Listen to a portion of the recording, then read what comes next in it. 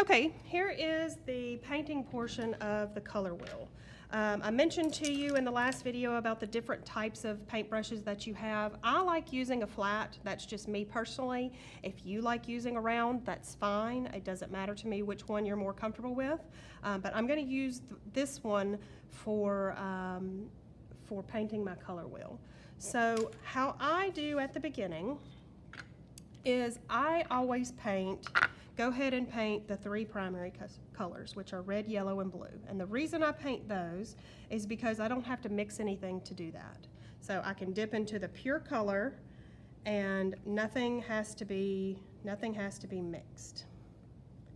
Now, if you picked up paint from school here, the blue for some reason smells extremely terrible, and I apologize for that. I'm not real sure why. I don't know if it's just because it sat between last year and this year, but still that really shouldn't make an effect. But anyways.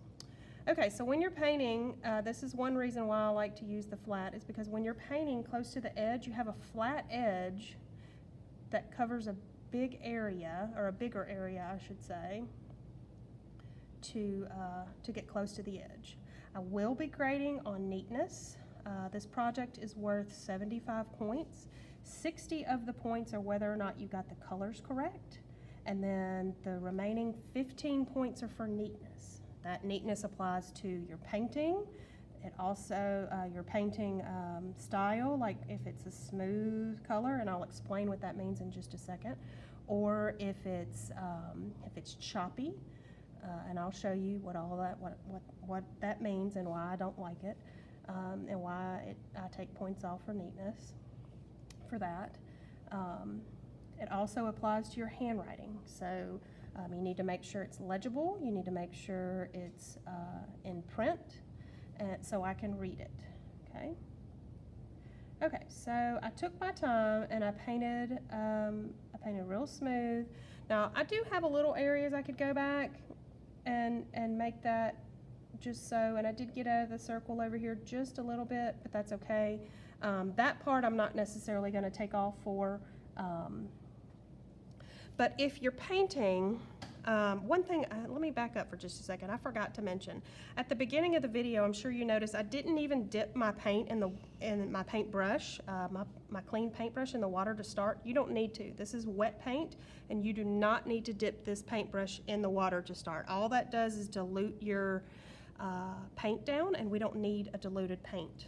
And what's going to end up happening when you dilute your paint down is it's going to get real thin, and you'll be able to see it. Means you'll be able to see some of the paper through it, and you don't want that to be thin. You just want to use the paint as it is. Okay. I'm going to show you on the red what I'm talking about exactly. So I'm going to grab another paintbrush. I'm going to just put this one to the side. Okay, I'm trying to find a good spot to put it where it won't get paint all over the desk. Okay, so I'm going to use my next, actually I'm going to use a round so you can see that. And I'm actually going to wet my brush so I can show you what I'm talking about as far as a diluted paint.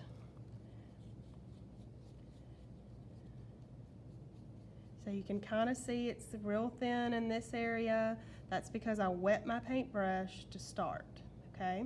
And also if you're painting like this, and you're painting like this is not how you use a paintbrush, okay? You actually, if you still have too much water on your brush, you actually need to use longer strokes. And if you're real shaky, just take your time.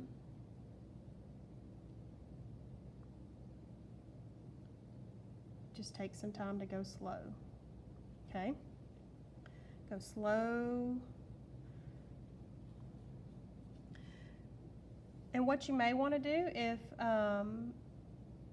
when you're painting this, if you want to paint the primary and the secondary colors on your paper for one day, take a break and then do the tertiary colors the next day, you'll pretty much be done. It shouldn't take you very long to paint this at all. Okay.